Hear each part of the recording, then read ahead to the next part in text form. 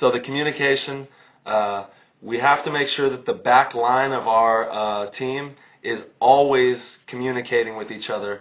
There should be if at least 2 to 3 people in the back line that are communicating with each other and relaying all the information to your teammates, and to make sure that everybody knows what's going on in the field. Because sometimes if you play in the front, you know, you have your head down, you're diving into spots, and you don't really get to see exactly where everybody breaks out or what the setup is now that you're in your bunker. So we have got to make sure that our back line is working tightly together to communicate with each other, and that every time that they're yelling out you know, codes and that sort of thing, that it's being relayed. We need to have everybody on the team relaying all this information, because a lot of times there's 1 or 2 people on the paintball field who's communicating, and you have nobody else that's talking, and they're just taking in information, when really everybody needs to be relaying this and getting it all cohesive, and making sure that even your front players, you need to be turning around and yelling backwards to your back players if you see something important that they can't see,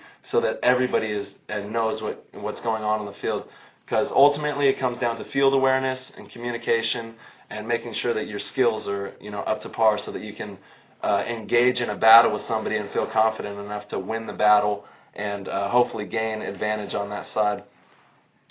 So you know, we can use communication for other things as well. You can use communication to set traps on the field, to where, you know, in the beginning of the year, Dynasty did this very well in Maryland and in Texas.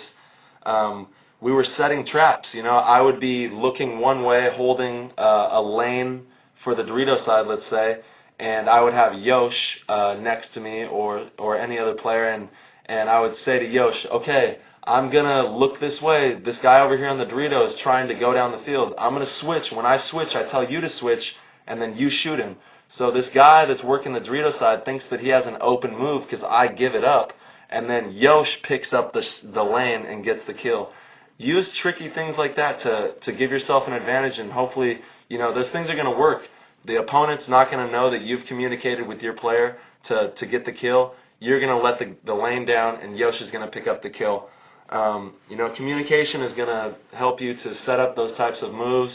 It's going to help you to get out of sticky situations. You can use your players to help you, you know, get out of situations that you might not be too comfortable in.